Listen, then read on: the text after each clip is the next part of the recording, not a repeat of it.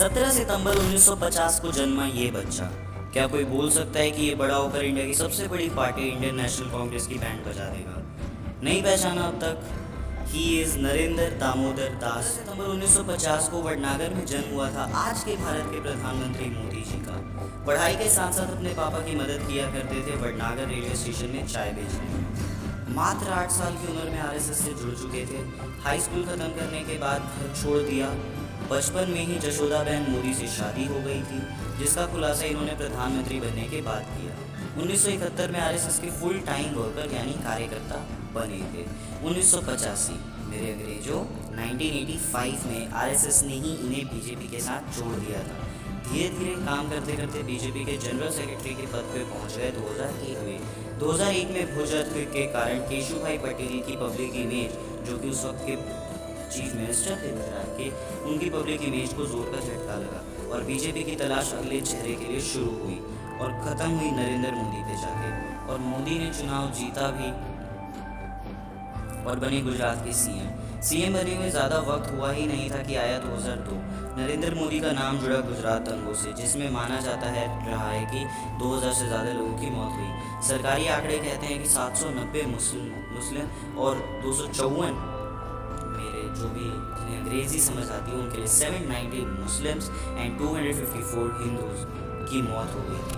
और इन सब का जिम्मेदार माना गया नरेंद्र मोदी को। केस लंबा चला। सबूतों के अभाव के कारण सुप्रीम कोर्ट की स्पेशल टीम ने इन्हें बाइज्जत बरी किया।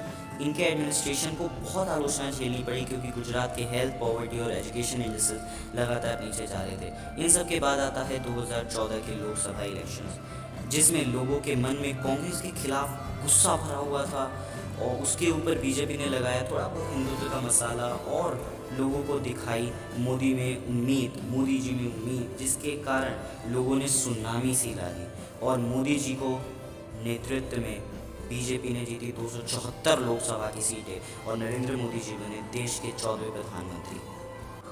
पीएम बनने के बाद एक योजनाओं की लाइन लगा दी, जिसने पर्दे के सामने मोदी की छवि एक देश के लोगों के लिए काम करने वाले नेता की बनाई। हालांकि पर्दे के पीछे इन योजनाओं का क्या हुआ, इसका कोई डेटा हमारे पास नहीं है। ज़्यादातर योजनाओं का तो नहीं है, क्योंकि 2017 के बाद से फार्मर सुसाइड्स का कोई नंबर्स नहीं आ रहा सामने।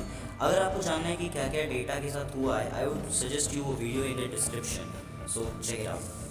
मोदी जी की पॉलिसीज़ ने लोगों को उनके साथ कनेक्ट किया, चाहे वो स्वच्छ भारत हो या बेटी बचाओ बेटी पढ़ाओ, इन सब ने लोगों को मोदी जी के साथ कनेक्ट किया। डीमोनेटाइजेशन और जीएसटी के बाद भी अगर मोदी की पब्लिक इमेज में कोई फ़र्क नहीं पड़ा, तो उसका जवाब है मीडिया। आज का मीडिया मोदी जी को पूरी तरह से डिफेंड करता है, चाहे टॉपिक कुछ भी हो, मोदी जी गलत हो सही हो, पर मीडिया हमेशा उन्हें डिफेंड करता है। उनसे कोई सवाल नहीं पूछता, उन्हें बिल्कुल अकाउंटेबल नहीं बनाता है। खैर, दिस इज़ अनदर टॉपिक, इस पे हम कभी बाद में डिस्कशन कर सकते हैं। इसी तरह से पहले 5 साल बीते और आया 2019। शुरुआत में ऐसा लगा कि भैया तगड़ा कंपटीशन है, क्योंकि 2018 में राहुल गांधी ने हिंदी हाट के 3 स्टेट्स जीते। You know what they are. जनवरी के एबीपी वोटर के सर्वे ने कहा कि राहुल गांधी को 23% लोग प्रधानमंत्री के रूप में देखना चाहते हैं, पर मार्च में ये खटके रह गया केवल 8%। कारण बालाकोट एयर स्ट्राइक, जहां 2014 में लोगों के अंदर का गुस्सा और लोगों की मोदी जी की उम्मीद को प्रोजेक्ट करके बीजेपी सत्ता में आई थी, तो वहीं 2019 में air strike, surgical strike, Hindu खतरे में है और थोड़ी बहुत पॉलिसीज़ की भी चर्चा हुई। और इन सब पे भारी राहुल गांधी की पप्पू वाली इमेज के साथ साथ मोदी की हिंदू सेवियर प्लस नेशनलिस्ट, एकदम राष्ट्रवादी नेता वाली इमेज को बीजेपी ने यूज़ किया और बीजेपी पहुंची 300 के बाद। 2019 में पावर में आने के बाद एक के बाद एक बड़े फैसले लिए। 3 तलाक का कानून हो सबसे बड़ा, 370 और 35 का हटना। आज़ाद भारत के इतिहास में किसी स्टेट को अचानक से लॉक नहीं किया गया था। इंटरनेट सर्विसेज बंद, स्कूल बंद, मार्केट्स बंद, कुल मिला के लॉकडाउन। उम्मीद थी कि ये सब ठीक हो जाएगा 2-3 महीनों के बाद, बट 2-3 महीनों के बाद आ गया। पिछले 1 से 1.5 साल में जो हुआ उससे मोदी जी की पब्लिक इमेज को झटका तो लगा है, स्पेशली मिडिल क्लास में और बिलो मिडिल क्लास। सीएए के लिए प्रोटेस्ट हो, कोविड का मिसमैनेजमेंट जो अभी भी चल रहा है, फार्मर प्रोटेस्ट हो, स्टूडेंट प्रोटेस्ट हो, बैंक ऑफिसर्स का प्रोटेस्ट हो, प्राइवेटाइजेशन के अगेंस्ट प्रोटेस्ट हो, मोदी जी का दो तरफा अप्रोच कोरोना वायरस के लिए जो रहा है। सो सबसे बड़ी बात ये है ना, क्या इन सब के बाद और उसके भी ऊपर अपनी उम्र को देखते हुए क्या मोदी जी 2024 का चुनाव लड़ेंगे? क्या वो तीसरे टर्म के लिए जाएंगे?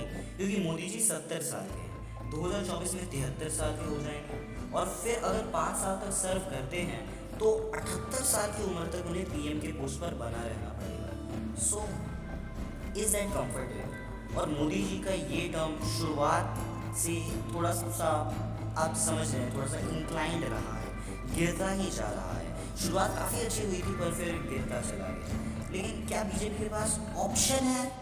क्या बीजेपी मोदी जी से कुछ हटके सोच सकती है? तो शायद हाँ, अमित शाह, योगी आदित्यनाथ और सबसे बेस्ट नितिन गडकरी इस वक्त जो हमारे ट्रांसपोर्ट मिनिस्टर हैं। सो मोदी जी शायद ही, क्योंकि उम्र या देखो यार, एज मैटर करता है, ओके, तो शायद ही वो 2024 का चुनाव लड़े। तो यार मोदी जी की लाइफ ना अप एंड अप ही रही है, कभी नीचे नहीं गए हो, हमेशा ऊपर ही बढ़े हैं। और इनसे इनकी लाइफ में जो सबसे बड़ी बात है ना, वो ये है कि आपने कहाँ से शुरुआत की है। जिस तरह से मोदी जी ने, समझ रहे हो, एक ऐसे परिवार से शुरुआत की जहाँ पे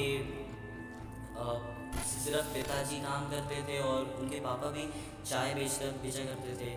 8 साल की उम्र में आरएसएस से जुड़ गए। सो कहीं ना कहीं परेशानियाँ थी इनकी ज़िंदगी में, पर आपने कहाँ से शुरुआत की है ये इस बात का फैसला नहीं करता कि आप कहाँ ख़त्म करेंगे। फॉर एग्जाम्पल, आज मोदी जी देश के प्रधानमंत्री हैं and he has got such a brilliant fan base. So thanks for watching this video. Please do like, share and subscribe, and like the video, comment your views, subscribe my channel और घंटी बजा देना।